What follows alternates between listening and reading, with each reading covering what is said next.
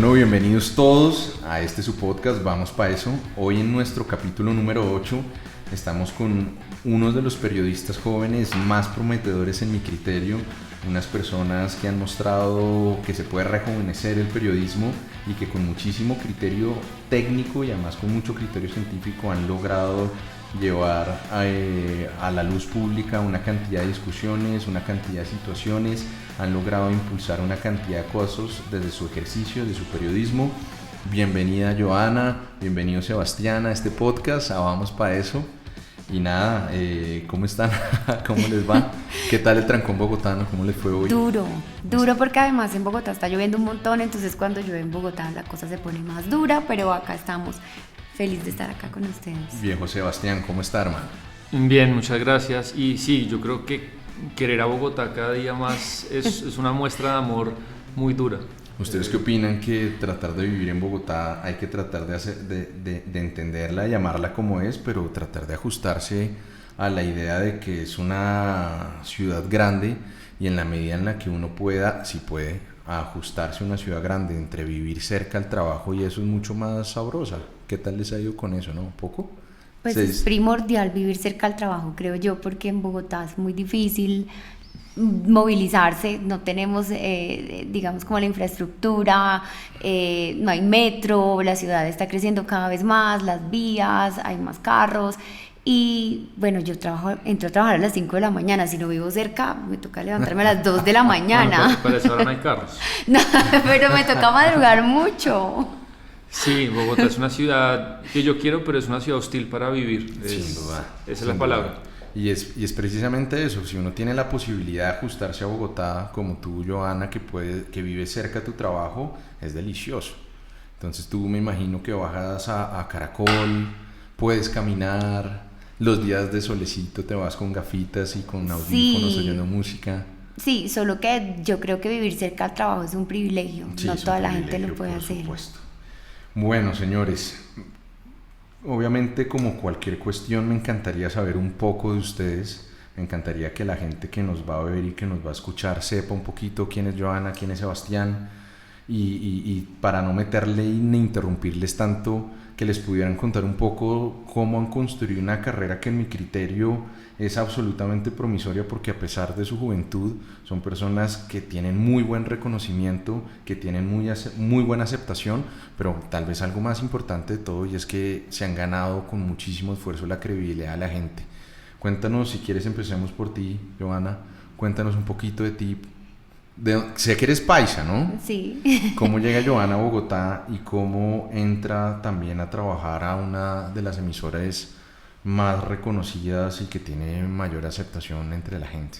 No, pues llegué acá porque mis papás se separaron básicamente. Entonces mi papá vive en Medellín, mi mamá vive acá y nada, me vine con mi mamá, entré a trabajar ahí, no sé. Yo hice las prácticas en Caracol Radio, la básica que es hermanita, de hecho quedan en el mismo edificio, las cabinas se miran, todo.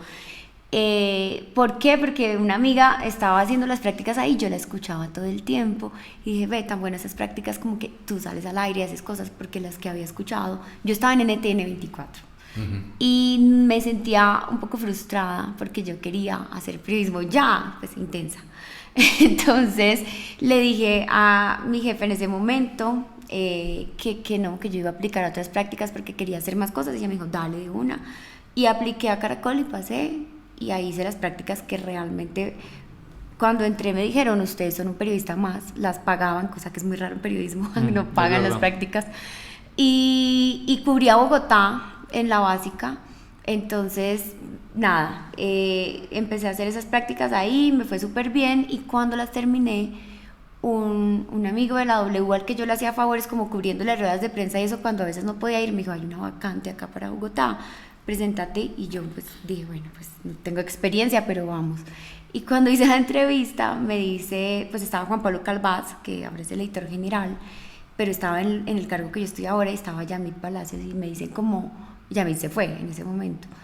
Yo pensé que eras periodista, te escucho en Hora 20, en el noticiero, en todo lado, pensé que ya estabas de planta. Yo no, pues soy practicante, pero voy con toda.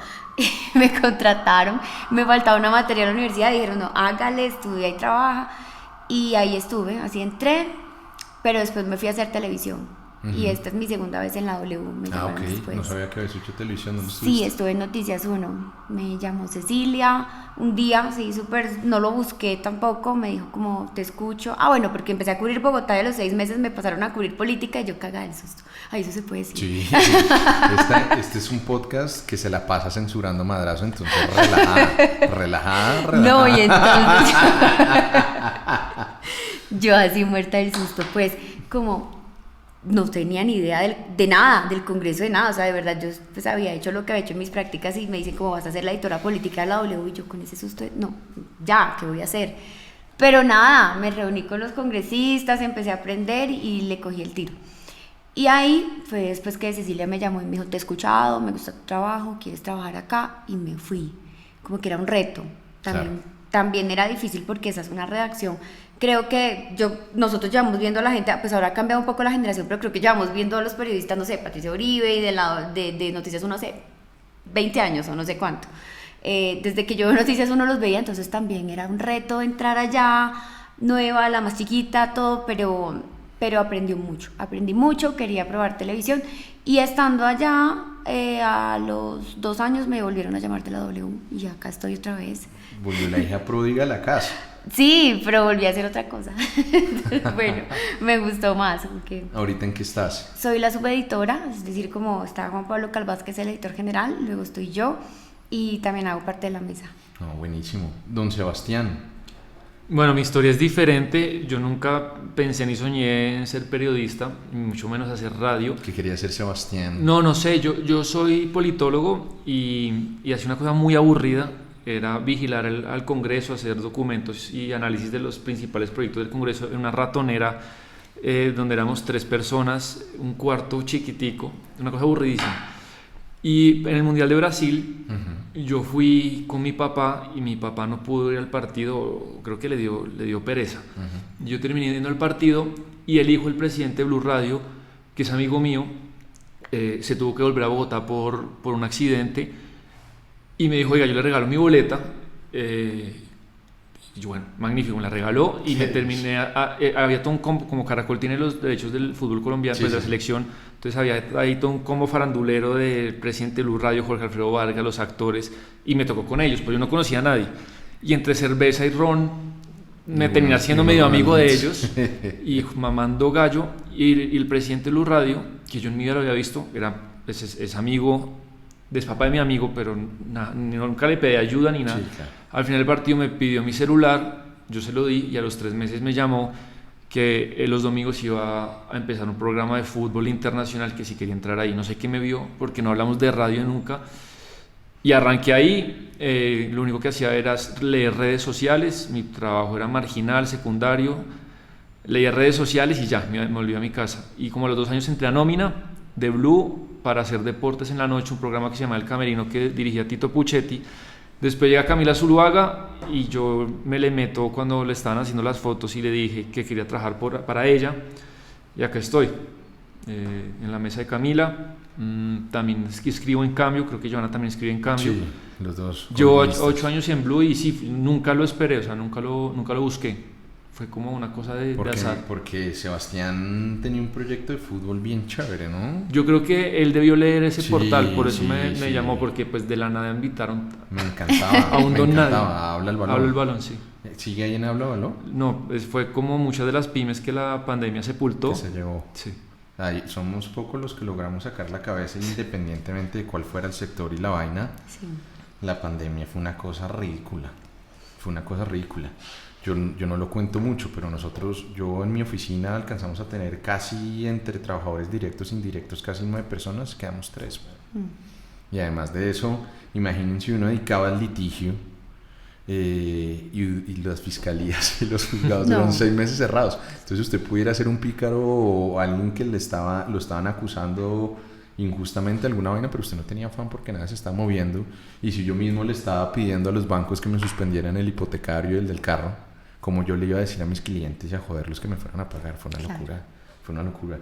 Pero bueno, creo que de los dos hay un punto en común muy interesante y es que han empezado su carrera y si uno puede decirlo de cierta manera han empezado desde abajo. ¿cierto? Desde el rol Sí. de practicante Sí. o Sebastián leyendo redes sociales y empezando desde abajo. ¿Creen que la construcción de una carrera de esa manera se disfruta? ¿Se han disfrutado el camino de esto? Yo sí, mucho, mucho, mucho.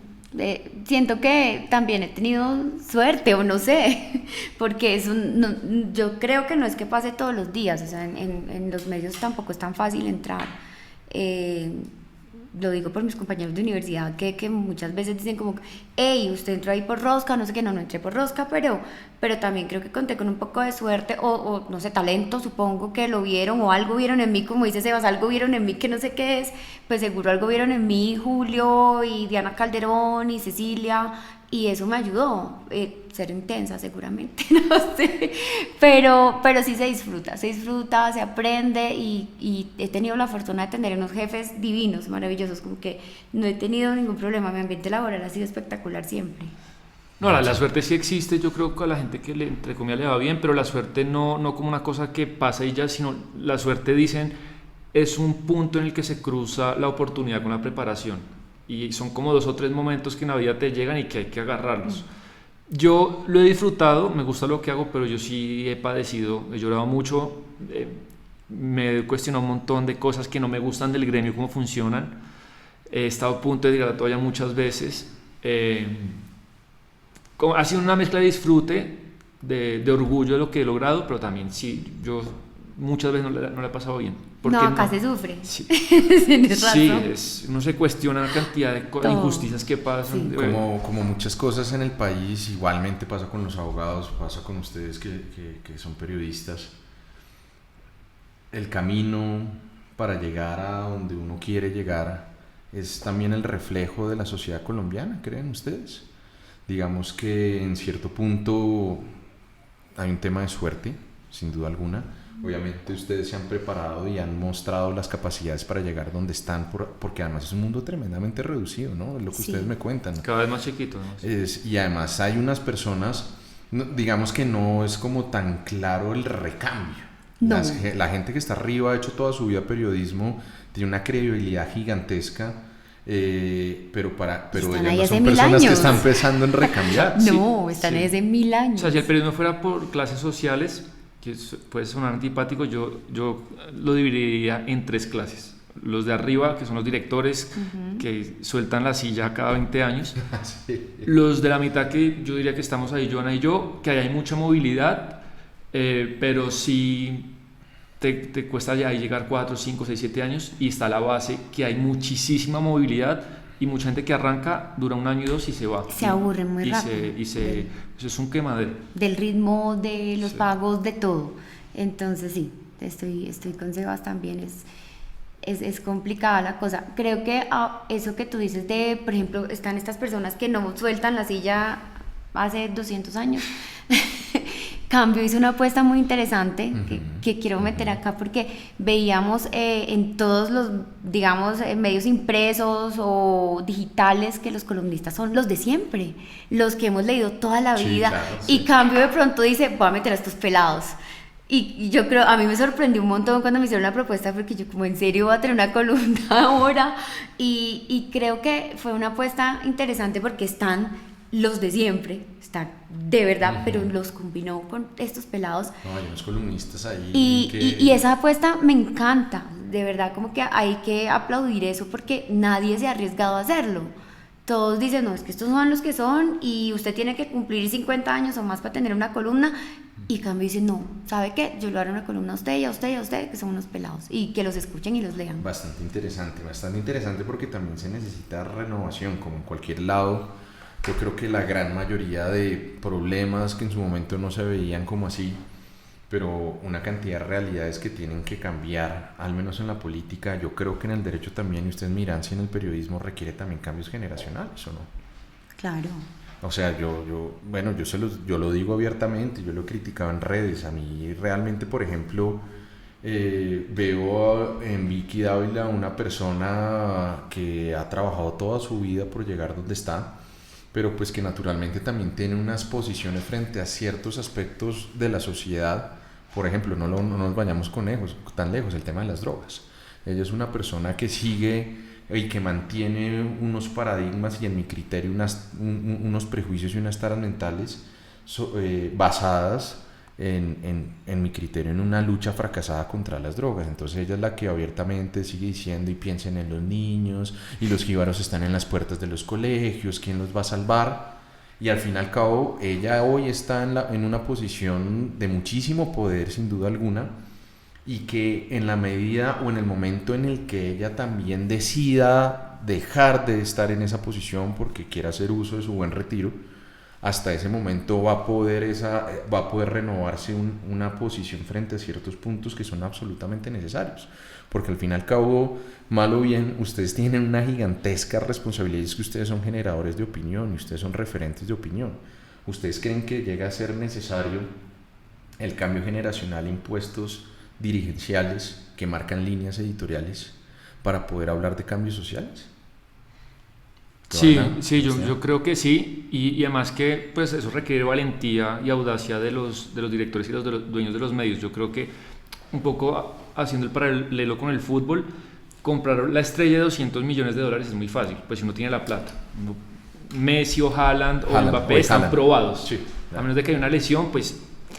Pero si tú tienes la astucia y la sensibilidad para detectar un talento potencial y hacer la apuesta, te cuestan 5 veces menos y te puede salir bien. Y yo, ojalá las directivas del Uruguay me hagan eso, pero eso le hace falta a la casa en la que estoy. Oiga, y no digo que porque tenga que ser yo, pero ver talento, sea dentro de la casa o en otro lado, y dar un puesto alto y de una vez y soltarlo. Entonces siento que eso falta mucho, y que bueno, al principio pues esa persona es tan conocida, pero si es buena, ya en 6 meses se despega y te saca un programa adelante de radio seguro. ¿Tú qué opinas, Joana? De acuerdo, hay que hacerlo, hay que apostar. A veces siento que los directores pues temen como confiar en las nuevas generaciones, en las nuevas caras, están ahí y piensan que si ellos no están, las cosas no funcionan. Yo la verdad agradezco mucho a la W porque la W confía mucho en el talento joven. O sea, Julio es una persona que confía mucho, y creo que es la única emisora en la que todos los periodistas entran y le preguntan a su personaje como si todos fueran de la mesa, que por ejemplo en La Básica no pasa porque solo son los de la mesa y los periodistas hacen un informe. Pero nosotros tenemos la oportunidad de dar, bueno, yo estoy en la mesa ahora, pero antes de estar en la mesa, nuestras opiniones siempre las di. Y que ahora Julio diga, ¿sabes qué? Tú vas a estar en la mesa. Cuando en la mesa han estado personas como con muchísima trayectoria, y él es así, él confía en la gente joven y dice, yo voy a poner a esta persona acá y hágale que usted puede. Entonces, que fue lo mismo cuando me dijeron a los 6 meses vas a ser la editora política de la W. Entonces creo y agradezco un montón que él tenga esa confianza en la gente joven, en la que ve talento, y no importa si llevas 200 años en el periodismo, no, todo lo contrario, somos una redacción súper joven. Retomando una idea que les decía ahorita, de pronto de plantear la carrera, la construcción de una carrera de periodismo haciendo como un símil a la realidad nacional, ¿ustedes creen que también se refleja en lo que es el periodismo en Bogotá, en Medellín, en Cali, y la realidad que vive las personas que hacen periodismo pues en la periferia del país, en provincia? ¿Creen que cómo ven el panorama del periodismo al nivel nacional y al nivel local? Porque normalmente, claro, toda la atención se gira sobre las grandes emisoras, los grandes canales de televisión, pero ¿cuál puede llegar a ser la realidad que vive, por ejemplo, o que vivió en estos últimos 4 días un periodista en Carepa, en Antioquia, en Sucre, en Córdoba, frente al paro armado? ¿Ustedes creen que existe como una, no sé si hablar una desigualdad, pero sí un cambio de 180 grados entre la realidad que ustedes pueden vivir y alguien que haga periodismo en un municipio? Sí, es radicalmente diferente, y el periodismo está casi que Bogotá ejerce no un monopolio, pero una posición dominante clarísima. Lo que a mí me parece que el periodismo independiente hace una gran labor, sin duda, pero yo creo que si alguien puede llegar a reforzar la voz de las regiones son los grandes medios, porque son los que tienen el presupuesto. Digamos, un reportero independiente que esté, no sé, en Cesar y le paguen por freelance por un trabajo, no va a mover la aguja. Si Blue Radio, la W o RCN decide ya poner una estación e invertir, sí mueve la aguja. No pasa también porque pues no hay incentivos económicos para poder hacerlo, porque pues quién va a querer invertir, por ejemplo, con lo que pasó ahorita en una estación de radio con todas las de la ley en Valledupar. ¿Tú qué opinas, Joana? Sí, es súper diferente. Creo que las condiciones para trabajar también son distintas, los sueldos son terribles. En muchos lugares las condiciones de seguridad pues son difíciles para los periodistas. Y lo que dice Sebas es cierto, cuando nosotros como grandes medios ponemos el foco en un tema regional, ese tema se hace nacional. Total. Y ese tema sale en todas partes, pero si no, puede que hubiesen hecho la investigación, no sé, en la región, pero no sonó. Y muchos periodistas regionales muchas veces me escriben y me dicen, yo hice esto. Seguramente ustedes le van a dar más eco, obvio les damos como crédito, pero ahí sale el tema a la luz porque ellos no tienen la suficiente fuerza para ponerlo a sonar pues en todo el país. Entonces sí es difícil para ellos, y pasa también otra cosa, y es que las regiones están atravesadas por un montón de dinámicas políticas sobre todo. Entonces miremos el caso de Barranquilla. Allá los periodistas, muchos medios están cooptados por la publicidad porque viven de eso. Estoy poniendo un ejemplo, pero pasa en todas las regiones. Pero lo de Barranquilla es tremendo. Y lo de Barranquilla es tremendo porque es que en Barranquilla nadie habla mal de la alcaldía ni de Char. Y yo lo decía en una columna con ejemplos donde censuraban en El Heraldo, que es un periódico el más importante de allá. Entonces ellos tienen unos tentáculos muy fuertes. De hecho, a nuestra corresponsal se han reunido con ella y le han dicho cuánto pide. Sí, cuánto pide, a tal persona le pagábamos esto, entonces usted... Sí, la cosa es dura en las regiones y están atravesadas por ese tipo de cosas que son los políticos tratando de mantener su imagen perfecta, de tener a toda la prensa alineada para que no salga nada en contra de ellos. Entonces hay que sortear muchísimas cosas. ¿Ustedes creen que eso se vio reflejado en la veña que le hizo Erika Fontalvo a Alex cuando lo recibió en el Heraldo o no? No, pues a mí me gustaría saber, yo no lo sé, yo no lo puedo asegurar porque no soy Erika, le tengo respeto, sí, trabajé con ella en Caracol, pero son cosas que sí se ven en esos medios. Y en la garantía para sus vidas, ¿ustedes creen que termina siendo, usted les da mayor tranquilidad estar sentados en un escritorio en Bogotá destapando escándalos de corrupción como lo ha hecho Sebastián, como lo has hecho tú, incluso del mismo Bogotá, pero incluso de las mismas regiones? Tal vez los periodistas en región se cagan del susto naturalmente, sí, cuando van a tocar a Char, cuando van a atacar a cada uno de los capos políticos de las regiones del Pacífico. Sí, no, yo también tengo fuentes y amistades o contactos en varias regiones y es tremendo el miedo que le transmiten a uno. Incluso hay veces que uno saca información que la tienen ellos pero no se atreven a sacarla. Y yo desde Bogotá sí me siento seguro. Pues la verdad es, hace mucho no pasa pues que se metan directamente con un periodista de un medio grande, y pues no me quiero imaginar lo que es, por ejemplo, que el Cesar es una cosa tenebrosa. El periodismo de investigación en el Cesar no existe, es imposible, lo matan. Y cuando yo tengo 2-3 periodistas del Cesar y ellos me pasan cosas Sebastián, sáquelo usted porque yo no soy capaz. Es así conmigo. Sí, totalmente. En Bogotá estamos en un lugar seguro, por decirlo así, y creo que eso nos da la libertad de poder hablar de lo que sea de las regiones, pero ya estar allá y vivir allá es a otro precio. Nuestro periodista, por ejemplo, del Cauca, que también es un departamento durísimo, a veces me dice yo no voy a decir eso, porque es que a mí ya me han llamado disidencias, Clan del Golfo, XLN, les llueve mierda por todos lados. Y yo me muero del susto también, entonces yo lo hago. Y así muchos, yo no puedo decir eso, yo vivo acá, ellos saben dónde vivo. Entonces nosotros acá en Bogotá tenemos como una especie de blindaje para poder hablar de eso, sentir que no se van a meter con nosotros desde acá allá. Hacer el periodismo es más difícil. ¿En algún momento se han sentido presionados, los han amenazado, han sentido intimidaciones por las cosas que han hecho hasta este momento? ¿Han pasado ratos hartos tú, Joana? Mi último rato harto fue en el paro nacional. Nos llegaron varios correos amenazantes a Juan Pablo, a María Camila y a mí, que fuimos los más duros con la policía y el ejército en la mesa, pero eran durísimos. Yo de verdad creo que lloraba todos los días. obviamente eso estuvo en manos de la policía, pues investigación, etcétera. A mí me declararon persona no grata para las fuerzas militares y sí. ¿Y eso te lo dijeron en el correo? En los correos que llegaban 2, 3 por semana. Era muy intimidante porque fuimos muy duros. Nosotros en la W fuimos absolutamente duros. Yo abiertamente dije, la policía está matando gente y está disparándole a la gente, y aquí está el video, y se lo dije al ministro y se lo dije al comandante de las fuerzas militares, y empezaron a llegar las intimidaciones. Lo hablamos con Julio, la verdad es que fue una situación angustiante. Además creo que en el paro todos estuvimos un poco tensos por todo lo que pasaba, que te acostabas a dormir y no sabías qué iba a pasar. Y Julio decía, es la prueba de que están haciendo bien el trabajo, pero pues ya vivirlo y sentirse intimidado es otra cosa. Sin embargo, nada, que hablé con mucha gente, estuvimos muy rodeados, la policía, la fiscalía estuvo ahí pendiente de todas las denuncias que hicimos.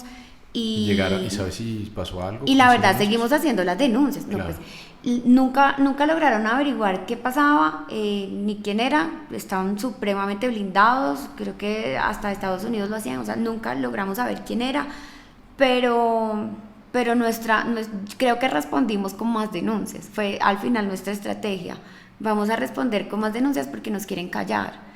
Y eso hicimos. Y además que no solamente, a ver, es que en un escenario tan generalizado de polarización, no necesariamente esas denuncias pueden provenir directamente de las Fuerzas Armadas. No. Pero en un escenario de polarización tan gigantesco, donde incluso en ese escenario era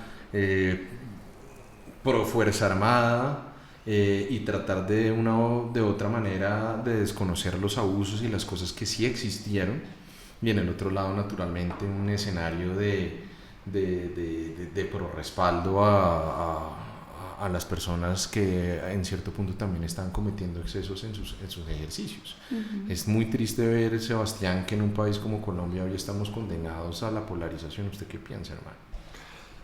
No sé, ese tema de la polarización como que se volvió un lugar común, lo entiendo, pero yo creo que tiene un aspecto que me parece positivo, y es, yo creo que Colombia se ha abierto o se ha decidido hablar de cosas que antes no se hablaba, o de cosas que estaban como en un baúl ahí quietas, y que naturalmente producen discusiones fuertes, jodidas, en el que sí, familias de pronto se dejan de hablar, pero me parece que eso es bueno. Yo creo que Colombia, y yo en parte, perdón si meto tantos temas, yo en parte por eso voté sí a la paz. El acuerdo no me gustaba tanto, pero yo voté sí a la paz con este argumento: si Colombia supera la discusión y desmoviliza una guerrilla, va a empezar a discutir temas que no son importantes. ¿Cómo pasó? Temas económicos que para mí son fundamentales. Aquí nunca se cuestionó el mercado laboral de Colombia. Se pensó que esto, a pesar del desastre que es, y se empezaba a discutir el mercado laboral, el tema del medio ambiente se empezó a discutir, tengamos ideas diferentes.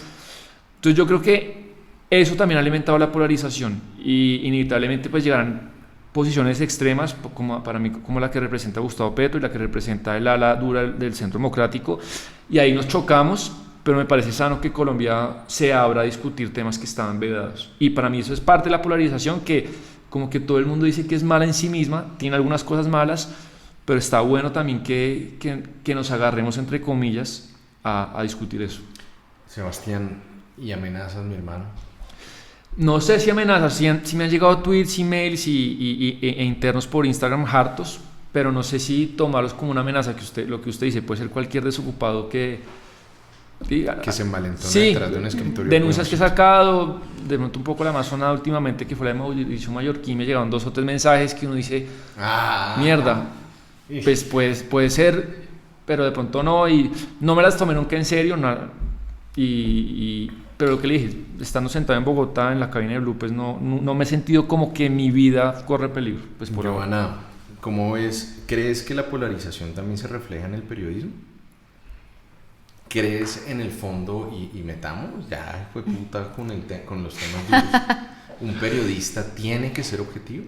No, Yo creo que un periodista tiene que ser imparcial, es decir, que tiene que presentar todos los lados de las cosas. Nosotros, por ejemplo, presentamos esto y esto y esto y esto, y usted tiene que, pues usted puede pensar y decidir con los elementos que le estamos dando, pero ese cuento de los periodistas son objetivos y no opinen nunca, yo no voy con eso. Yo doy mi opinión todo el tiempo, y todo el tiempo en mis redes y todo el tiempo al aire, y la gente sabe cuál es mi posición, y creo que lo que hay que hacer es ser transparente con las audiencias. No ser tibio, tal vez. No sé si ser tibio o no, porque es que porque yo o sea, no sé si yo no voy a criticar a los tibios. Pero eso también es una posición. El tema de la definición de los tibios termina siendo personas que no toman posiciones. No, claro, pero como que nos han enseñado en la escuela de periodismo que usted no opina, usted informa y usted queda callado ante nada. Yo digo, es que somos ciudadanos y también nos importa lo que está pasando. Y lo hacemos todo el tiempo. Entonces yo todo el tiempo dejo claras mis posiciones y digo, el Congreso son unos descarados y se pasan la ley por la faja, y así, abiertamente, al aire lo digo todo. Entonces la gente que me escucha sabe cuáles son mis posiciones, qué es lo que pienso. Si yo digo, vea, Iván Duque la cagó, este gobierno está absolutamente desastroso con esto y esto y esto y esto, pero hizo bien esto, la gente sabe qué pienso. Entonces el cuento de la objetividad, no, creo que hay que mostrar, eso sí, no hay que silenciar a nadie. Entonces porque yo pienso esto voy a callar a esto, no. Sí hay que poner todo, absolutamente todo. Y por ejemplo, cuando yo estaba en Noticias 1, yo hablaba mucho con el Centro Democrático y la gente pensaba que porque yo estaba en Noticias 1, no, y ellos eran súper fuente mía y lo sacaba en todas mis notas y súper bien, porque hay que mostrar absolutamente todo. Pero eso no significa que uno se quede callado, o pues es mi opinión, como un ente, y no opino absolutamente nada, porque no, las audiencias tienen derecho a conocer cuál es su posición, creo yo. Y si algo me caracteriza es eso, y la gente sabe cómo pienso porque soy súper abierta, tanto en mi trabajo como en mis redes. Yo quería decir dos cosas de lo que dice Joana. Uno, yo creo que, pues si yo fuera director, por ejemplo, presidente de un gran medio, yo creo que llegarán, sin duda. yo no dejaría, yo no dejaría opinar a todo el mundo, no lo censuraría, pues yo creo que la opinión no es para todo el mundo. Digamos, se piensa que todos los ciudadanos tenemos opinión, pero en un medio grande que tiene una difusión, pues opinar también es jodido, hay que estar preparado, no es para cualquiera, no hay que poner a cualquier pelagato a opinar. Yo creo que un medio de comunicación, otra vez vuelvo, como un equipo de fútbol, tiene diferentes roles y no todos deben opinar. Entonces, no sé, por ejemplo en la mesa de Joana que está Félix, que está, pues ellos tienen mucha experiencia, pero pues tienen que estar informados, tienen que leer mucho, tienen que tener criterio, tienen que tener agilidad al aire, y eso no todo el mundo lo tiene. Entonces, yo sí... Estos opinan y ustedes no, y estos no. Yo sería así. Y lo otro que quería decir es que yo sí veo, le quiero meter picante al podcast, una polarización tremenda que sí para mí es negativa en el periodismo, en el gremio. Yo sí estoy viendo que hay dos bandos que se odian, se detestan, no se quieren. Y sería sano si su controversia fuera metodológica, estructurada y sobre el oficio. Divergencias, pero yo veo ahorita un tema, y lo digo con nombres sin pena. En un lado está Coronel, Félix, dos o tres más, y del otro lado está Vicky, Andrea Nieto, el de la FM se me va, Vélez. Y lo que me parece mal ahí es que no se replican las noticias, es decir, si uno saca una chiva o un tema, el otro no lo desarrolla. Eso me y los dos lo hacen, lo cual me parece nefasto, y se ha escalado ya un tema que para mí no le hace bien al oficio, y yo no quiero decir quién es la culpa, pero eso es así, ya de acusaciones de una gravedad, que el uno opera para el petro y que el otro está afectado. El tema de hacer artículos en contra del otro, sí. Es decir, usar el medio para... Es que esta persona, y es todo un artículo hablando de otro periodista que yo creo que, nosotros no somos la noticia. Sí, de acuerdo. Sí. O sea, si Coronel saca una chiva tremenda, pues, ¿cómo me voy a privar pues de esa chiva? O sea, yo se los digo como el otro tiene que desarrollar el tema, y viceversa. A Vicky le filtran unas cosas tremendas, los otros también tienen que desarrollar eso, porque al final es información que le importa al país. A la gente. Sí, ¿no? Y yo se los digo como consumidor, es abiertamente, Daniel Coronel tiene un tema directamente, no sé si personal, no lo conozco, no me voy a arriesgar a ser tan atrevido de opinar eso, si es personal o no, pero pues él tiene un tema con Uribe, sin duda alguna. De pronto él vivió gran parte de su ejercicio en un momento en el que Uribe era amo y señor del país, y consideró que él tenía que enfocarse en eso. Y pues Vicky ya tiene una posición personal de defensa, un legado de Uribe en muchas cosas. Tiene un tema personal con Santos también, pero uy, compadre. Una fijación se llama. Uy, ya, o sea, se le mete con Martín, se le mete con Esteban, se le mete en cada escenario. Y yo creo que eso, de pronto, hay algo que me gustó mucho que dijo Johanna, y eso ya ni siquiera es un tema de objetividad. Eso ya no es un tema tampoco de tomar posición frente a una de cada una de sus causas. Tú eres feminista, por ejemplo, entonces llegar a interpretar algo con un matiz diferente, pues es incluso ir en contra de tu propia naturaleza y tus convicciones. ¿Listo? ¿Creen que estamos llegando a ese punto en donde donde los dos más grandes, por así decirlo, tal vez de los más relevantes, podrían llevar la discusión a un escenario donde se va a desnaturalizar el periodismo? ¿Quiénes son los dos más grandes? Digamos, Coronel y Vicky. Porque entiendo muy bien lo que me dice Sebas.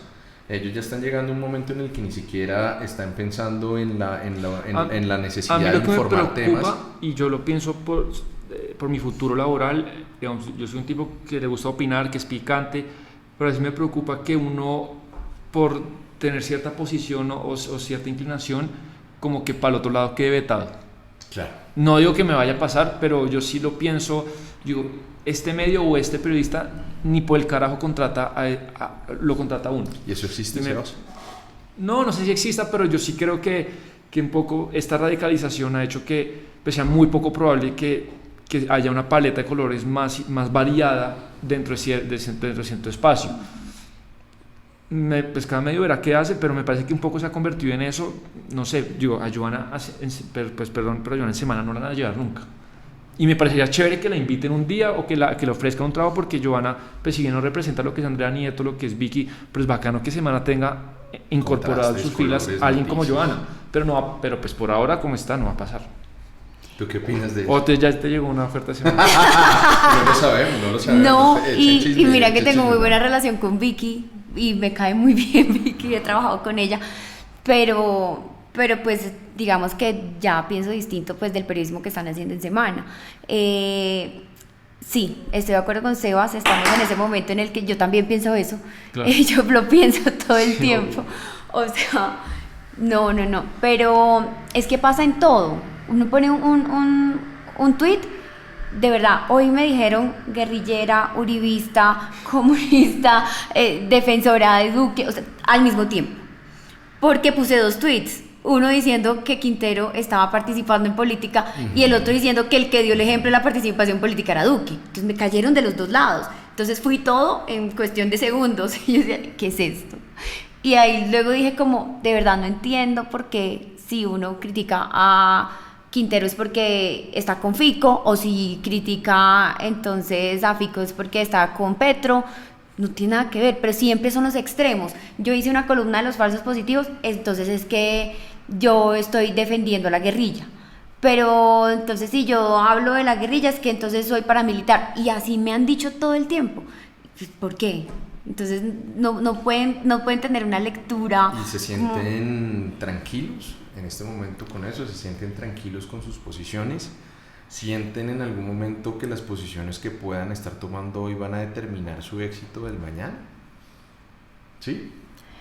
¿En algún momento creen que su libertad de expresión como periodistas tienen que mermarla un poco, haciendo de pronto con un análisis pragmático de lo que pueda venir y donde se quieran proyectar? Yo creo que sí. Pues no es que yo lo haga, pero yo creo que inevitablemente todas las decisiones que usted haga pues tienen costos y beneficios, y si usted de pronto va a muerte con algún tema o con alguna opinión, eso le puede traer costos, sin duda, desde que no sea bien recibido por algunos sectores, sin duda.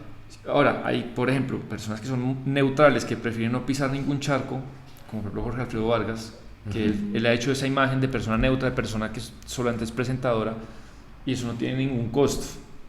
Es una elección personal, sí, que claro. No es malo, eso tampoco, y él es un magnífico periodista, una leyenda, pero pues él, si usted ve, no lo relaciona con nada porque él ha decidido estar así. Así es. Johanna, ¿tú qué opinas? Totalmente. ¿Piensas 2 o 3 veces antes de pronto mandar un tweet No. O antes de mandarte. No, mentira. No, mentiras, a veces sí lo pienso, obvio, sí. Estoy bromeando. No, sí lo pienso y de hecho a veces no me aguanto a la gente. Por ejemplo, hoy estaba cansada de que me dijeran del uno, del otro. ¿Y por qué no hiciste esto? Y yo, vea, ya denuncié que Char hizo esto, pero ¿por qué no hiciste esto? Vea, y les mandaba, y ay, qué desgaste. Qué desgaste, voy a silenciar todo. No, ¿por qué no hablaste de Bojayá? Yo, oye, estuve en Bojayá, hice un informe, obviamente hablé de que la guerrilla hizo esto y esto y esto, pero la gente ve lo que quiere ver y estamos en un punto en el que todo es así. Entonces, sí lo pienso, también lo pienso a veces, muchas veces en la mesa también, pero yo soy en la mesa muy... a veces soy muy pasada. Entonces, cuando digo cosas, después digo, uff, me pasé y me voy a quedar callada. No, algo tal, no sé, hace poco le dije al consejero de los derechos humanos que estamos hablando de Bojayá. No, ya no está. Que es un chocuano, y estábamos hablando de Bojayá y yo le mencionaba, pero es que hay una condena contra el Estado y lo que está diciendo la ONU, cuando la ONU dijo, pues el Estado también tiene una parte de culpa. Yo le dije, yo no estoy diciendo que la guerrilla no la tenga, tiene la mayor culpa, los paramilitares también, pero el Estado tuvo omisión y está probado, no atendieron, digamos, una alerta de la Defensoría, y él decía que, pero era cerrado y no, y yo le decía, pero es que basta leer, o sea, ¿usted por qué me mandó a leer? Entonces yo dije, no, fui pasada, pues no se lo dije así tranqui, se lo dije más fuerte. Entonces a veces sí digo, me voy a quedar calladita un rato, pensando qué hice. ¿Ustedes de dónde creen que debe provenir la legitimidad del ejercicio de un periodista? Porque es que acá hay algo muy chévere que ustedes me están diciendo y yo nunca voy a tener el nivel que tienen ustedes, además porque yo no me dedico al periodismo, pero a mí me pasa en redes algo muy particular. Hoy subí un video criticando a Duque por la falta de cojones, de cojones y de pelotas y de gallardía y de liderazgo, dejando que cerraran 4 berracos departamentos durante 4 días por armado. Es un acto bueno. Pero entonces ya era, ay, bueno, listo, Petro, y me dijeron, ¿usted qué le pasa? ¿Usted qué insinúa? Bla, bla, bla, es una locura. Pero también, y eso pasa también mucho con los jueces. Cuando uno analiza desde el derecho, desde dónde debe venir la legitimidad de un juez, al menos en los esquemas políticos donde los jueces no son elegidos popularmente, pues está en que usted falle en derecho, punto. No puede basar su legitimidad en la aceptación social de sus decisiones, porque entonces las decisiones se van a terminar tomando por aplausos y por demás cosas. ¿Ustedes creen que dentro del ejercicio periodístico su legitimidad también va a estar basada en que la gente los acepte? Pues yo creo que hay 2 niveles de aceptación, que a veces la gente y los periodistas confunden popularidad con prestigio, que son cosas muy diferentes, y yo creo que al final pues el prestigio y el respeto pues son huellas que usted va dejando si usted es serio y profesional. Hay gente que es muy popular, que es muy famosa por X o Y motivo, pero pues no tiene el respeto y el prestigio tanto dentro del gremio como al final de la gente. Y yo creo que usted puede tener errores en su carrera, que todos los hemos tenido, pero al final si usted es profesional de verdad, y ser profesional de verdad está muy de la mano de la buena fe. Si usted tiene buena fe de verdad, termina siendo buen profesional, porque el periodista que especula, que siempre tiene una doble intención, que tiene una agenda propia, yo creo que cuando ya lleva 4, 5, 6, 7 años, el público se lo pilla. Y si uno es profesional y ama su trabajo, y respeta ciertas reglas durante mucho tiempo, porque también algo muy jodido en este gremio es que como todo es inmediato, usted saca una buena investigación o lo hace bien, ya la gente en una semana se olvida. Entonces la vigencia de insistir un año y otro año, ya llega un momento en que se gana ese respeto y esa posición. Querida Joana, ¿qué opinas del tema de legitimidad? No, claro, y creo que hay que ser serios con el trabajo. Sebas dijo algo súper importante y es no tener agenda. ¿Qué es tener agenda? Pues estar trabajando, no por informar, no por el periodismo, sino que estás trabajando para un fin específico oculto ahí detrás, la gente se lo va a pillar, la gente no es boba. Y lo que yo te decía ahora, pues que uno tenga posiciones, todos las tenemos, pero enfocarse o usar el periodismo o el poder que uno tiene en este momento como para esos fines, está todo mal.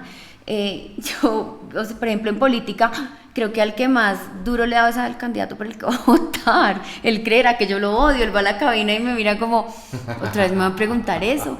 Pero de verdad, es que creo que hay que cuestionar absolutamente todo y dejar de lado si uno tiene preferencias o no tiene preferencias y hablar de todo y no tener esa agenda y esos amiguismos, y los políticos que me hablan lo saben y yo me hablo con absolutamente todos. Pero yo les digo, o sea, pues puedo ser muy chévere, pero el día que la cagues te voy a dar duro, así me parezca que sos un buen congresista, te voy a dar duro y no me importa. Entonces, eso creo que hay que la gente entiende cuando uno es honesto con el trabajo, y eso genera respeto también, y dicen, bueno, esta persona, este periodista, de verdad, pues está haciendo las cosas bien y no tiene una agenda oculta o está ayudando a X o a Y persona, que pasa mucho. ¿Es cierto que le pagaron a periodistas para llevar agendas propias? No, pues no sé, No no sé, tengo pruebas, no tengo ni idea. No sé, Pero si hay, o sea, si hay runes de ese Hay tema. rumores, cuando yo estuve en el Congreso había rumores, pero yo no tengo pruebas, entonces no lo puedo asegurar. Pero cuando yo cubrí Congreso, sí había un rumor muy fuerte de que había ciertos periodistas a los que algunos congresistas les pagaban para sacar sus noticias o no sacar sus noticias, pero yo no tengo pruebas, entonces no lo puedo asegurar. Sí, yo tampoco Claro, tengo sí. pruebas, pero no es necesario coger un sobre y darle 20 millones al periodista, sino hay otras maneras también de... No, eso es claro. de Sí, afirmar. total. Por ejemplo, los periodistas que, lo voy a decir, como Mauricio Vargas, que recibe una embajada en Francia, Ujú, pues, claro. no lo están extorsionando, no está haciendo nada ilegal, pero hermano... Si llega en algún momento de su vida y sus carreras la oportunidad que le llegó a Hassan Nazar y les dicen, querida Joana, apreciamos y valoramos mucho tu carrera, estimado Sebastián, apreciamos y valoramos mucho tu carrera, me encantaría que manejaras las comunicaciones de Fico Gutiérrez o Gustavo Petro. ¿Cómo la ven? Factores salariales, factores reputacionales, ¿tomarían esa decisión? Yo no, yo pues estoy diciendo acá no, pero pues uno vive a veces como de... No, yo digo que no porque no me gusta esa puerta giratoria entre el periodismo y la política, o por ejemplo, los que aspiraron ahora al Congreso o irse a hacer ese tipo de cosas. Ya me han propuesto hacer política y he dicho que no, me lo propusieron para esta campaña y dije que no. ¿Para dónde querías Congreso? ¿Para dónde te querías meter A Congreso? Congreso, sí, y dije que no, porque me encanta el periodismo, seguramente ganaría más, sufriría menos, yo qué sé, pero me gusta lo que hago y me gusta la política, pero de este lado, me gusta es lo que hago siendo periodista, y yo pues ojalá, no, es que no me veo en eso, pues la vida da muchas vueltas y no lo sé, pero yo en este momento de mi vida diría no. Así sería entregarles una agenda. ¿Usted qué opina, Sebastián? No, yo solamente lo haría si estuviera totalmente convencido que ya mi etapa en el periodismo se acabó. Exacto. Si estuviera incluso me costaría aceptarlo, pero es verdad que me lo pensaría. Si yo dije ya, duré 20, 30 años y no tengo nada más para dar, me aburrí, y lo haría. Y lo que dice Joan es verdad, yo creo que la gente que va a la política y vuelve, por muy buena que sea, es una mancha que... Pero no hablar tanto de fútbol. No, sí, no. Eso es como negro, como lo de River, esa mancha no se va. Sí, Te fuiste a la B y Sí, eso sí. no O se lo de la quita. mechita. No, eso no se Con la va. mechita eso no se va. Y de verdad esa puerta giratoria es grave. No. Porque era tal vez lo que tú decías, en algún momento a otro te consigues una agenda y tienes una agenda y después tratar de desmarcarse, de tener una agenda propia, que al fin y al cabo en el tema de Hassan era manejarle todo el tema de comunicaciones a Duque, termina siendo exageradamente complicado el tratar de plantear una idea, no de periodista objetivo, pero sí tratar de ser, de no ser parcializado en ciertos puntos, de no mostrar la información completa en varios aspectos, ¿no? Y eso me lleva a un punto muy importante, y es, no sé ustedes qué opinen de lo que pasó con Rodolfo Hernández en RCN. Naturalmente ustedes saben qué pasó, pero yo les cuento a toda la youtuber audiencia, y es que hay muchos matices que han dicho, pero lo que se vio en la emisión de noticias fue una entrevista que le estaban haciendo a Rodolfo, en el que le muestran en una pantalla como de 10 metros a la hija, y obviamente él se descompensa, pues, imagínense recordar la muerte de una hija, además después de un secuestro por parte del ELN, pero el problema no estuvo bien en mi criterio. El problema fue mostrarle la foto y decirle, aún así usted consideraría que va a negociar con el ELN, y se armó un verguero el triple. Precisamente porque mi criterio, no sé hasta qué punto el tema ético llegue hasta ese escenario. ¿Listo? ¿Qué opinan de eso? ¿Qué opinan de ese ejercicio? ¿Fue un error? ¿No fue un error? Muchas personas dicen que eso estaba concertado anteriormente, a un candidato no van y no lo votan a los lobos pues de un momento a otro y le preguntan o le votan preguntas aleatorias. ¿Ustedes qué opinan de eso? Para mí estuvo mal. Siento que no era necesario acudir a la fotografía específica, recordar ese momento tan doloroso, me pareció amarillista. Además, los periodistas podemos hacer preguntas sin necesidad de caer en eso. Maritza decía después en un video que ella no solo es una presentadora que dice cosas y lee cosas en un teleprompter y ya, sino que ella es periodista y que por eso lo hizo, pero a eso voy. Si quería indagar si él negociaría o no con este grupo armado, no era necesario acudir a ese recurso de la foto, que a mí me pareció bajo. Sí, salió mal.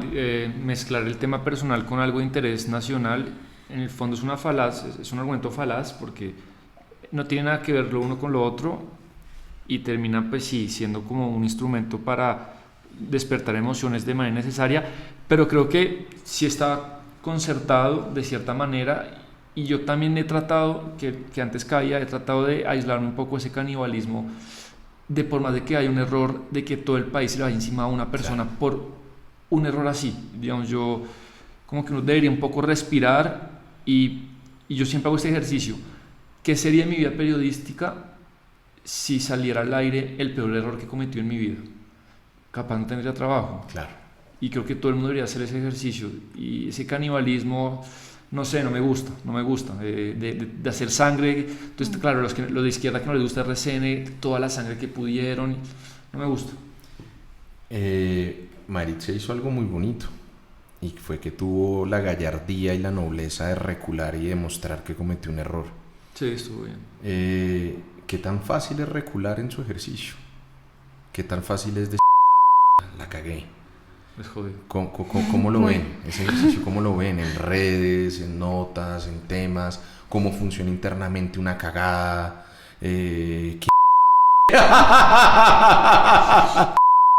Julio. A mí me levantan. No, yo creo que la solución es reconocer, pero sí es difícil, porque rectificar para un medio es como, no, ¿por qué? Sí. Es lo peor, pero cuando hay que hacerlo, porque es peor dejar la cosa así o hacerse loco o borrar y no decir nada. La gente no es boba. Entonces, lo más honesto y lo más sano es decirlo, pero no es tan fácil. No, y las puteadas que uno se gana, obvio, todas. A mí la semana pasada me levantaron, y con toda la razón, me fallaron mis fuentes. Se están oyendo el podcast. No, además eran dos personas hiper mega expertas en el tema, o sea, no, yo nada, lo voy a contar rápido. Yo, al parecer, había algo súper irregular con la financiación de David Racero. Sí. Yo estaba convencido que sí, hablé con magistrados del CNE, y nada, pues salió Racero al aire y me destruyó, y él tenía toda la razón. Yo después le pedí disculpas a él, no rectifiqué, porque si bien yo no lo acusé de un delito, la preocupación era que él se había volado los topes, pero lo que pasa es que la regulación, al ser lista cerrada, es diferente. Claro.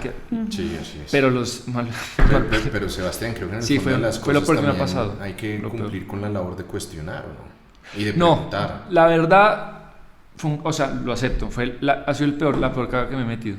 Okay. Fue porque no había nada que cuestionar, porque, o sea, Racero reporta 2.700 millones en gastos, pero él lo que hizo fue gastar por todos. Mafe Carrascal gastó 40 millones, el otro. Entonces, si uno suma todo el Racero y divide entre la lista, estaba súper. Está bien. Lindo. Pero no, y me levantaron pues con toda la razón, sí. y lo que dice Joana, le pedí perdón a Racero y al aire dije que no rectifiqué como tocaba porque tampoco Camila, el programa quedaba mal, Claro, obvio. pero rectifiqué más o menos y lo que dice Joana es que es durísimo, es lo peor que te puede pasar. Claro, sin duda. ¿Qué opinan de una idea de un tribunal de ética periodística? ¿Creen que está basado en periodismo? Y esto desde lo jurídico tiene una limitación muy importante porque yo no me acuerdo esa sentencia de la Corte hace cuánto es, pero hubo un momento en el que un proyecto de ley quería crear la tarjeta profesional de periodistas y eso lo demandaron y esa fue una de las conclusiones de la Corte. El periodismo puede naturalmente que esté profesionalizado, pero hay muchas personas que no son profesionales de comunicación social, de periodismo y demás. Pues Sebas es un gran ejemplo. Tú eres politólogo y desarrollas, en palabras de la Carta, el oficio de ser periodista. Pero ¿creerían ustedes, siendo periodistas, que sería interesante o que sería oportuno plantear, por ejemplo, por qué no, entre el mismo gremio, como sucede con los médicos, como sucede con los abogados? Es que acá, no sé si han visto, hay un gremio y hay un tribunal de ética de los ingenieros de petróleos, hay una cantidad, o sea, para crear burocracia y para crear huevonadas, los economistas también lo tienen. Sí. Pero ¿creerían ustedes, estarían de acuerdo que pudieran analizar la ética de sus actuaciones? ¿Lo verían oportuno? ¿Creerían que sería recibo en el gremio? No creo que sería recibo en el gremio, porque además es que hay, digamos que el periodismo, primero hay unos egos impresionantes y cada quien va a estar en su posición. No estoy de acuerdo con eso de que el periodismo solo periodistas. A mí me encanta que haya politólogos y abogados y todo el mundo sea periodistas, me parece lo máximo. Además, siento que hay mucho potencial también, que la carrera de periodismo es muy fácil. Y si yo hubiera podido estudiar otra cosa, lo hubiera hecho. Y sería periodista, de verdad. No estoy de acuerdo con eso de, cerremos el gremio y solo los periodistas. No, cero. Y siento que es difícil porque quién va a decir, es todo tan subjetivo, que quién va a decir como, esto está bien, esto está mal. De verdad que, pues, otra cosa es cuando ya caemos, por ejemplo, no sé, en fake news y ese tipo de cosas, que eso sí se puede más o menos tratar, pero ya como decir, es que usted al aire hizo un comentario y para el tribunal de ética no es ético, ¿y quién determina eso? Me parece que es complicado. Las mentiras y en el periodismo y las noticias falsas son otra cosa, con las que yo siempre he estado como en campaña de combatir, que nos hace muchísimo daño a todos. Pero ya como entrar a decir, no, Sebas dijo esto y yo como tribunal de ética pienso que hay que llevarlo al tribunal porque no sé. No, de acuerdo. Sebastián. Y me parece una idea casi de corte fascista. Creo, igual que Joana, que el periodismo es un oficio que ya la preparación, las ideas son muy del hobby de uno, de si lees, de si estás informado, pero ya lo que es como el oficio, como la carpintería, el tema se aprende, sea para radio, para televisión, es cuestión de pasión y de meterle, y yo creo que casi cualquier persona está capacitada para aprender esas cosas, no es la NASA. O sea, no quiero de verdad sí. No quiero desvalorar el tema del periodismo, porque ser muy bueno es difícil, pero pues se aprende. Y pues yo creo mucho en cómo el libre mercado disciplina a las empresas, y yo creo que es mucho más disciplinador la audiencia, el mercado, la competencia, que 3, 4 eminencias digan tú sí, tú no. La audiencia es lo más duro que hay. Sí. Y sobre todo hoy en día. Sí. Hoy en día nadie se salva. Cuando yo les digo y planteo, por ejemplo, escenarios concretos en mi ejercicio sobre, por ejemplo, se los pongo de esa manera. Cuando hay un caso, una persona, Pepito mató a Ramirito, y por ejemplo se llega a la formulación de imputación y le van a pedir una medida de aseguramiento. Hay una visión particular de lo que la ley tiene esa figura. Entonces una medida de aseguramiento es prácticamente cuando te dicen a ti, usted es un peligro para la sociedad, usted se va a volar, o usted va a eliminar pruebas, o usted va a atentar contra la víctima. Yo necesito que usted esté, mientras se evacúa todo su proceso, en la cárcel. Pero, naturalmente, cuando la interpretación periodística, porque hay algo claro, el Estado ni la rama judicial hacen absolutamente nada por explicar el derecho. sacan sentencias que nadie entiende, en lenguaje de mierda, con latinazgos, bla, bla, bla, bla. Pero, por ejemplo, cuando esas personas que cubren ese tipo de cuestiones desinforman diciendo, por ejemplo, que va a haber impunidad porque esa persona no va a ir a la cárcel, cuando del otro lado deberías decir, no, es que esto no es una decisión sobre su responsabilidad. Esto es simplemente una medida que es muy excepcional frente a las 4 causales de eso.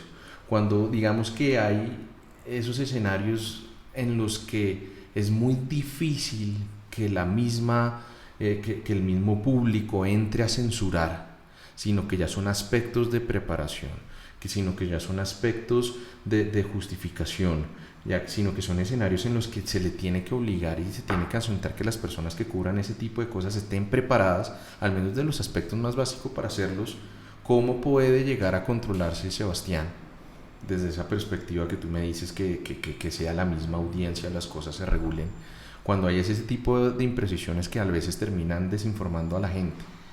¿Qué se puede hacer en eso? Porque al fin y al cabo ustedes siempre van a tener voces críticas en algunos aspectos cuando suceden este tipo de cosas. ¿Qué opinas sobre eso?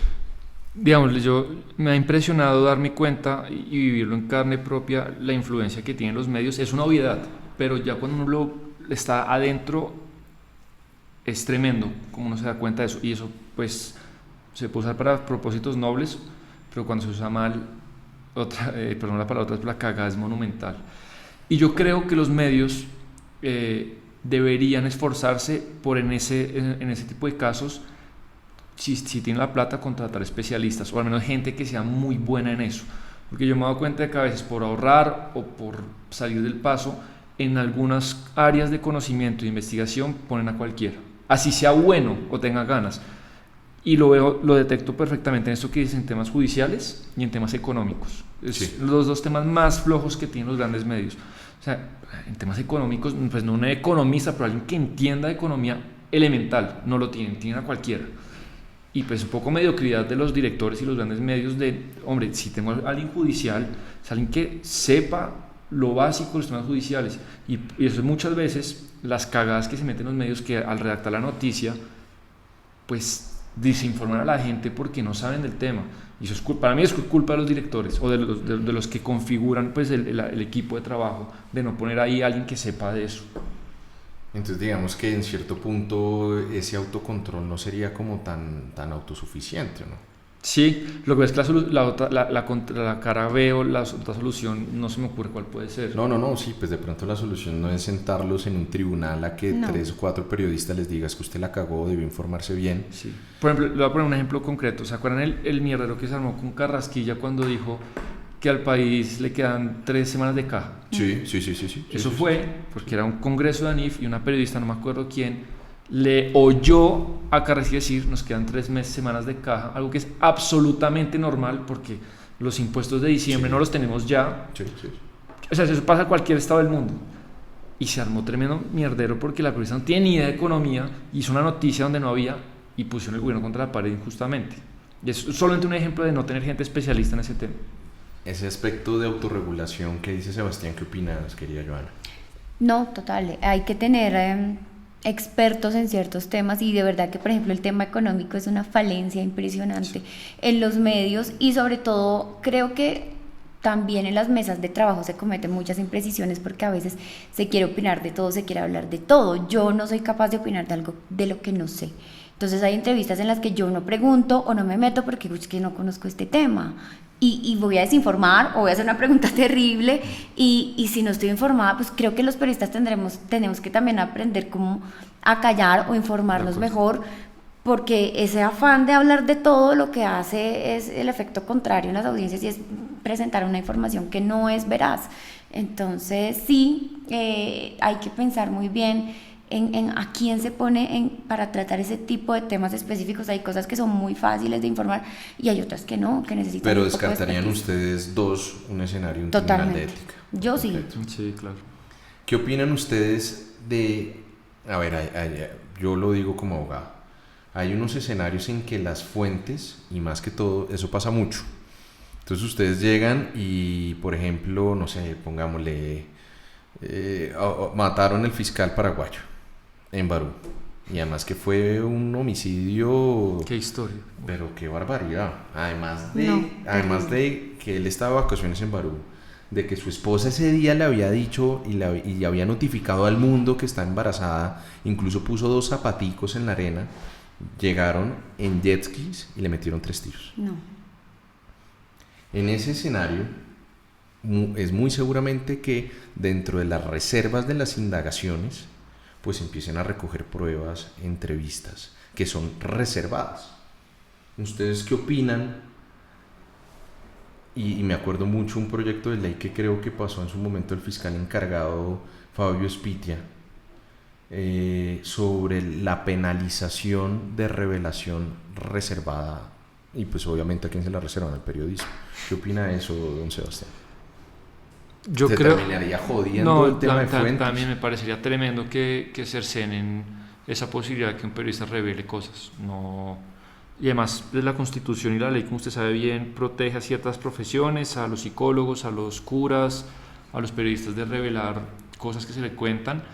Sí creo que hay periodistas que... Es un buen debate, hay periodistas que creen que hay que revelarlo todo y contarlo todo y que la opinión pública verá qué hace con eso. Yo sí creo que en ciertas cosas especiales está bueno que no se guarde algunas cosas.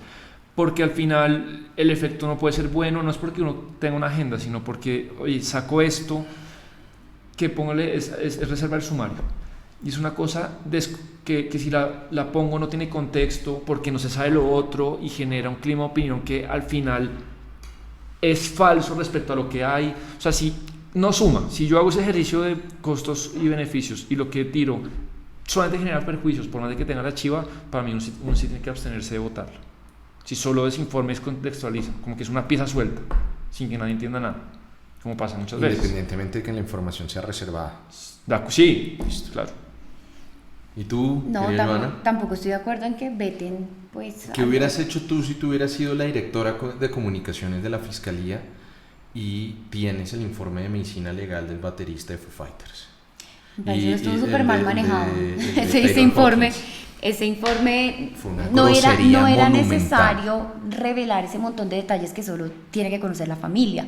Y no, estuvo mal, estuvo absolutamente mal. Si hubiera sido la directora de comunicaciones no dejó salir eso, porque no era necesario. Qué barbaridad. De acuerdo. Pero ahora sí metámosle picante esta vaina, no vamos a hablar de política. Nosotros tenemos un escenario hoy en el que tenemos 2 personas muy perfiladas, al menos para llegar a una segunda vuelta. Los petristas están seguros que ganan en primera vuelta. Pero hay algo que quiero preguntarles: ¿cómo ven el escenario de la libertad de prensa en un gobierno de Petro? ¿Cómo ven el escenario de libertad de prensa en un escenario de Fico Gutiérrez? Yo, sin ser periodista,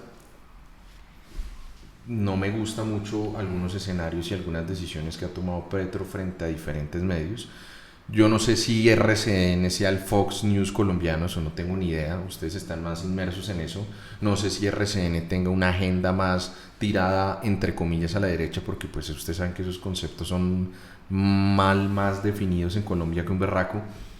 Pero ¿creen que existen garantías si alguien se afana a decir que un medio tiene dentro de sus miembros a neonazis y cosas de esas? ¿Cómo ven el escenario? ¿Cuál es la opinión de ustedes en eso? Pues yo no creo que en ninguno de los 2 escenarios nos vayan a censurar, como no van a sacar información, pero sí me ha parecido grave ese tipo de afirmaciones de Petro. Creo que un candidato y un presidente tiene que estar presto a que se le haga una crítica de donde venga, así no le guste el sector de donde venga. Entonces él decir como RCN tiene neonazis, así el señor haya hecho afirmaciones irresponsables como las hizo, no queda bien, no está bien. Manda un mal mensaje. No creo que nos vayan a censurar, pero realmente él sí tiene que cuestionarse un poco, que él no va a recibir solo aplausos, que lo van a cuestionar y lo vamos a cuestionar muchísimas veces si llega a la presidencia, igual que a Fico, igual que a cualquier gobernante, porque nuestra labor también es preguntar y cuestionar. Entonces no puede ser que solo el comité de amigos y aplausos escriban cosas buenas de él porque es lo que él quiere escuchar. Así no funciona el periodismo.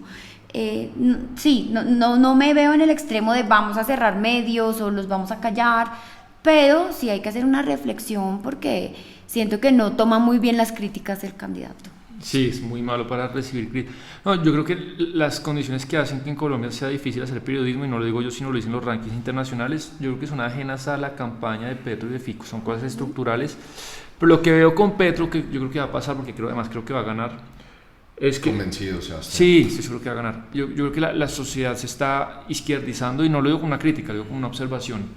Las ideas tienen péndulos, tienen momentos, y ahorita creo que la sociedad colombiana está abrazando ideas de izquierda mayoritariamente. ¿Qué pasó en Latinoamérica, no? Es Exacto. como algo que ha venido pasando. Y también muchos de los tuiteros y gente en redes sociales más potentes, la mayoría son de izquierda, la mayoría de la academia es de izquierda, y lo que me preocupa es que haya como una hegemonía exagerada, como en su momento la hubo con Uribe. Acuérdense que Uribe tenía 80, o sea, un momento en que yo era chiquito, pero recuerdo el maltrato que recibían muchos periodistas y muchas personas que no eran uribistas. Eso no se corresponde, porque cuando demasiada gente en una sociedad se pone de acuerdo con un líder o con alguien, pues los demás, por más de que no te pongan una pistola en la frente, es un tipo de censura que es porque es difícil ser disidente o ser crítico. Entonces sí, yo creo que si Petro gana en primera vuelta y a esa izquierdización exagera la sociedad, pues los otros tienen un escenario complicado. Así no les pongan una pistola en la cabeza o les cierren en el medio. Ojalá no pase, pero sí un momento como que yo creo que hay periodistas que son muy críticos con Petro y no, pues sí, es que y los matan. Sí, es duro. Sí, es que hasta uno, lo que decíamos ahora, que es un comentario contra Petro, es no, recibir de verdad todos los insultos del mundo por un comentario, una crítica, que hay que hacerla. Entonces es también ese punto de que la sociedad está volcada a ciegamente defenderlo sin ver nada. No sé, hoy María José Pizarro, que había criticado a Claudia López por el árbol del centro, no sé qué, además, que también pues diciembre, ¿no? Sí, que también uno puede interpretarlo como participación en política, porque existe el centro y la esperanza, pero que ella lo critique y luego hoy salga a aplaudir lo de Quintero, está mal. ¿No? Sí. ¿Qué opinan de eso? Bien, la criticaban por no aparecer. Naturalmente, pues la procuradora no tiene competencia para sancionar ni investigar a Duque, eso es competencia de la Comisión de Acusaciones. Pero creo que va a quedar en el aire un tufillo de parcialidad si a Zapateiro no le dice absolutamente nada después de que le mandó un hilo de trinos a Petro, 6-7 trinos, cayendo en el juego de Petro, en mi criterio. Pero entonces Daniel, que también, ¿qué es lo que molesta a Daniel del alcalde de Medellín? Que el tipo cree que está en una superioridad moral. Él se siente intocable y es una persona que se cree el referente del nuevo faro de la moral y de la política colombiana, y entonces a él sí puede de un lado a otro tratar de violar la ley cuando la ley es clara. Puede que no le guste o no, pero es que usted no puede participar en política, las reglas son claras, ¿no? ¿Qué creen de eso? Ahí pues ¿le va a meter un impulsito a un Gustavo o qué? No, pues yo creo que el tweet sí lo hizo con ganas de provocar, y Quintero sí es obrador, sí es arrogante, pero a mí me parece una colombianada y un absurdo que el país se detenga 2-3 días por este tema, por un tweet de un alcalde, y que se lo no lo destituya, se lo suspenda por un tweet. Digamos, me parece absurdo. En muchos países del mundo los funcionarios pueden participar en política. Pues miren Estados Unidos. Y de verdad, o sea, que al alcalde de la ciudad del país lo suspendan por un tuit es la obsesión colombiana de fijarse en reguleyadas, en cosas mínimas, minúsculas, que yo creo que nos quita tiempo y energía. Sí, además que dentro de eso la Procuraduría también tiene diferentes sanciones. La suspensión ya es bien radical. Sí. O sea, también hace parte de la falta de oportunidad y de visión y una miopía política de poder leer las cosas en medio de un ambiente tan caldeado. Sebastián decía algo que me parece muy interesante. Yo creo que la izquierda sí se adueñó de una narrativa y se adueñó de un posicionamiento. Si ustedes ven, por ejemplo, la gran mayoría de youtubers políticos todos son de izquierda. Entonces está Beto Coral, está Wally, está Lalis, están todas estas personas que tienen un poder gigantesco de convocatoria e influencia. Pero lo que sí no estoy de acuerdo en algo, y yo creo que estamos de acuerdo, Sebastián, y es que de izquierda no sé, porque listo, entonces tenemos a Petro, dueño de izquierda en ciertos temas de derechos civiles, pero la economía que plantea Petro no sé qué tan liberal o qué tan de izquierda sea, porque es absolutamente proteccionista, ¿no, Sebastián? Aranceles a lo loco, suspensión de importaciones. Esa es una discusión muy interesante. Yo a veces hablo de eso, de qué se entiende por ser liberal. Pues yo de lo que entiendo por liberalismo, y Petro está muy lejos de eso. Petro pues, propone un proyecto político de un Estado muy grande, de mucha... Sí, casi socialista, seguro. No sé si socialista, pero él quiere que la figura presidencial sea muy fuerte, muy discrecional, que se decida un poco, y yo creo que pues, eso no es liberal. Si le sale bien o le sale mal, pues ya veremos. Pero no en temas de mercado, ¿no, Sebastián? Tal vez. Un Estado que intervenga en todo, que plantee subir aranceles, que intervenga directamente en suspensiones de importaciones como el tema del maíz. Plantear ese tipo de ideas, pues no sé qué tan liberales sean. No, eso no es liberal, mercado, para nada. No lo son. No, eso no. Entonces termina siendo, guardado obviamente las absolutas proporciones, lo que pasó con Pedro Castillo. Él es un leninista, marxista, pero es la persona más homófoba del planeta, ¿no? Impresionante. Sí. Entonces, esos liderazgos y esas caracterizaciones políticas de políticos latinoamericanos son bastante particulares, ¿o no? ¿Cómo ves tú, querida Joana, el escenario político de la búsqueda de concreción de diferentes derechos? Como con el escenario obviamente de un Fico, de un Petro y también de un Congreso que va a ser mayoritariamente de izquierda, ¿cierto? Existe un pacto histórico muy fuerte con la bancada más fuerte en su historia, pero también existe un centro de esperanza muy fuerte. ¿Crees que se va a abrir la puerta, por ejemplo, a replantear la discusión sobre el tema de drogas, de legalización, de adopción, por ejemplo, de parejas del mismo sexo, de eutanasia? ¿Cómo lo ves? Espero que sí, porque nunca hemos tenido un congreso, como tú lo dices, tirado como al progresismo. No sé si sean mayoría, creo que no, tendrían que negociar con el Partido Liberal, que seguramente si ganan el Partido Liberal va a estar ahí montado, porque ellos están montados donde está el poder, pero en este momento no son mayoría, pero sí pueden hacer un peso más grande y seguramente se van a poner sobre la mesa ese tipo de discusiones a las que el Congreso durante muchísimos años les ha hecho el quite. El Congreso no discute nada, el Congreso no discute el aborto, el Congreso no discute la eutanasia, el Congreso no discute ese tipo de temas que obviamente los pueden poner en riesgo con su electorado en las regiones, sobre todo en Cámara de Representantes siempre hay muchísimo lobby para que eso se caiga porque en las regiones son muy godos. Sí creo que se va a hacer el intento, no creo que pasen, para ser sincera, pero sí creo que pues, se van a volver a poner sobre la mesa que es un avance. De aquí a que ya se logre pues que un congreso saque un tipo de proyectos de eso, pasarán todavía años, no creo. ¿No eres tan optimista con ese tema? No creo que es ya un avance que se discuta, porque no lo discuten ni siquiera. ¿Y tú qué opinas de ese asunto en el tema de drogas? ¿Qué crees? ¿Estarías de acuerdo con un escenario de legalización general? Sí, total. Empezar con la marihuana. Creo que la lucha contra la droga está perdida en este país y el tema de penalización lo que hace es incrementar más el narcotráfico. Es una lucha de verdad perdida hace rato que no han querido aceptar nuestros gobernantes. Entonces sí, yo estoy de acuerdo que se dé la discusión y se haga y se abra totalmente. Pero como te digo, no lo veo. Pues son pasos que se van dando y al menos que se dé la discusión en un congreso que está más progresista, pues es un avance. Pero de ahí a que digamos que con este congreso ya se va a aprobar todo eso, no. No. Pues por mí, que legalicen todas las drogas y se consigan hasta en Rappi. Total. Yo en eso soy, o sea, yo creo que el individuo debería poder tener acceso a todas las drogas siendo mayor de edad.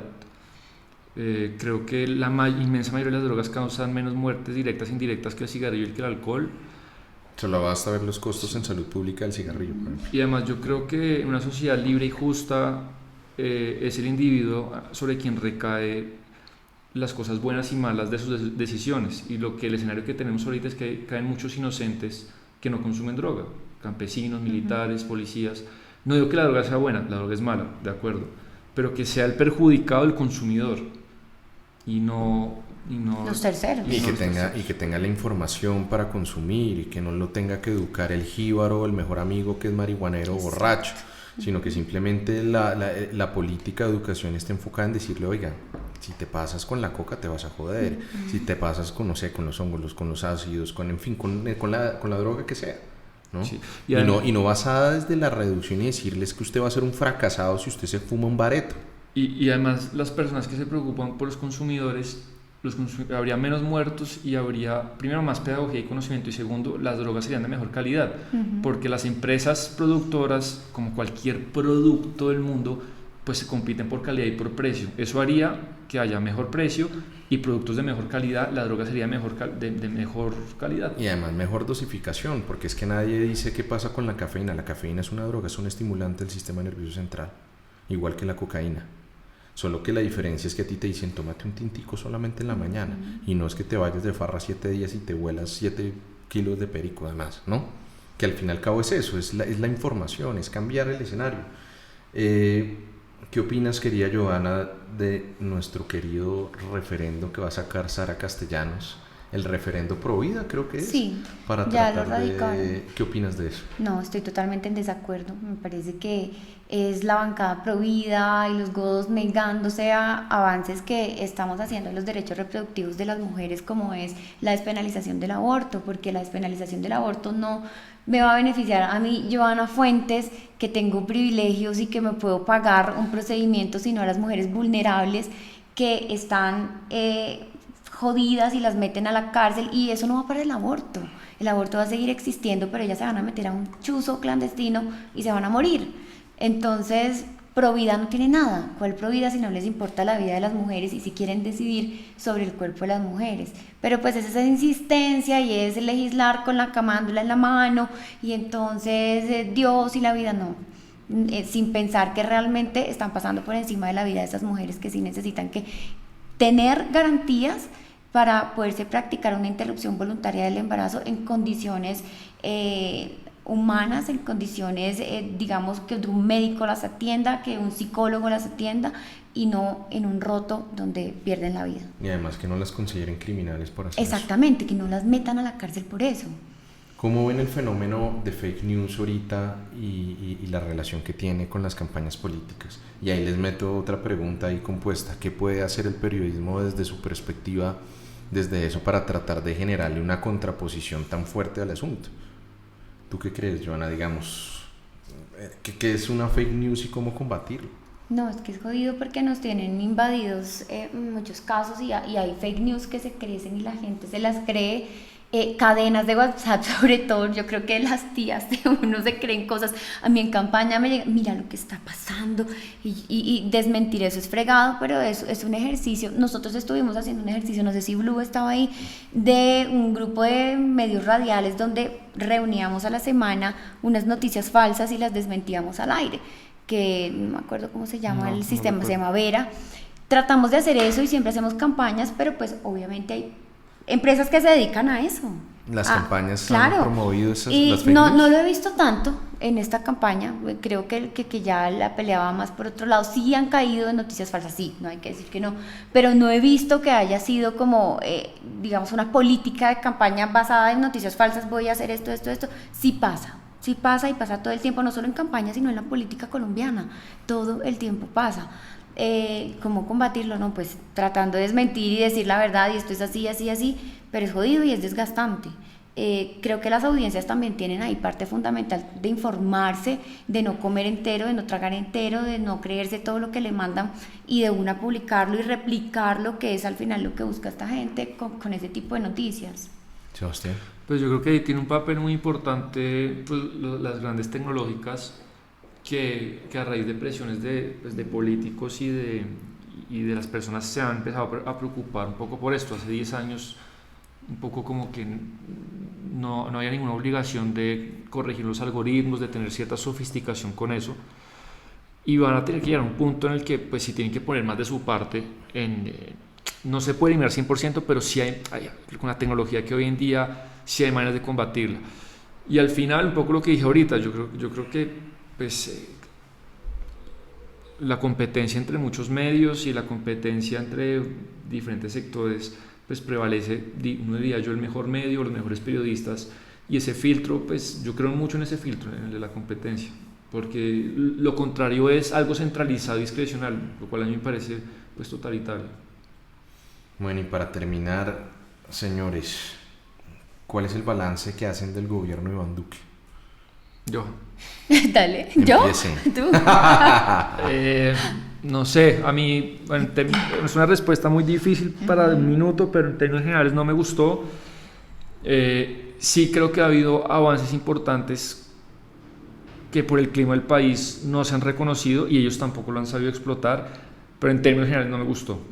Yo creo que este país necesita a gritos 4 o 5 reformas fundamentales que a Duque no le importó, como a Santos de Uribe: tributaria, pensional, laboral, justicia y política. Creo que esas primeras 3 ni las sacarán los que... No, pero no, cada gobierno le deja el bulto al siguiente, son reformas que no dan espera, y pues Duque, como en muchas cosas, fue un presidente timorato, y como fue débil y no tenía una coalición fuerte, pues tampoco eso le dio gasolina para pasar reformas de esa naturaleza. Unas reformas que requieren sentarse en una mesa con todos los partidos, porque si no, no da fuerza. Y el tipo amagó al principio con hacer esas reformas, 4 años en que no las hizo, y otra vez pues un gobierno que entregó un mercado laboral con 51% de informalidad, 10% de desempleo, y unas leyes laborales del año la panela, un mercado laboral desastroso, y no se animó. Que para mí es lo más importante que requiere el país, obviamente al margen del tema de la violencia, pero que un gobierno, sea el que sea, se anime a hacer las reformas, y Duque no quiso. Solo por esa razón yo le doy una muy mala nota. Y además que dentro de las propuestas no se ve nadie que tenga la gallardía de plantear esa No, discusión. Petro sí, Petro te quiere hacer muchas reformas. Para el otro lado. Para el otro lado. Para el otro lado. Eso es cierto. Pero eso es pues... cierto. Estimada Joana, un balance. Perverso, absolutamente perverso. Yo pensé que el gobierno de Duque iba a ser malo porque era una persona sin preparación. Me parecía buen congresista, me parecía muy buen congresista, sabía mucho de economía, pero no estaba preparado para ser presidente, pero creo que superó las expectativas de lo malo que yo pensaba que iba a ser. Me ha parecido que ha sido soberbio, que ha sido egocéntrico, que hay cosas que pudo evitar. Por ejemplo, el paro nacional se pudo evitar con tan solo decir, hey, listo, vamos a retirar esta cosa y lo vamos a hacer mejor, pero él en su soberbia se mantuvo, y eso costó muchísimo para el país, no solo los muertos, sino todo lo que pasó durante el paro nacional se pudo evitar. Hasta el mismo Uribe se lo dijo, y siento que fue un tema de soberbia, y así actúa en muchísimos momentos. Lo que dice Sebas de no presentar las reformas, los ministros absolutamente tibios, el ministro de la política es inexistente, y cuando uno le dice algo, el señor también responde con una superioridad moral que no se le puede cuestionar absolutamente nada, y su antecesor era malísimo y el antecesor también. Entonces no hemos tenido un ministro de la política que se ponga los pantalones y saque los proyectos del gobierno al que ni siquiera los presentan, y cuando los presentan se caen, y cuando no se caen entonces los meten con un mico, igual la corte se los tumba. Duque se le ha caído absolutamente todo en la corte. Todo eso es penoso, absolutamente penoso. Un señor que es abogado, y no importa que sea abogado, tiene un equipo jurídico que lo aconseja, pero tiene ministros y parece que todos estuvieran ciegos. Entonces, no, muy mal este gobierno, muy mal. Bueno, Sebastián, Joana, muchísimas gracias por acompañarme hoy. Mamamos y hablamos gallo bastante. Muchas gracias por venir. A todos los que tengan ustedes, que les haya gustado el contenido, y cualquier comentario o pregunta que quieran dejar en la cajita de preguntas. Muchas gracias. Muy amables a todos. Gracias. Cuídense mucho. Chévere rato.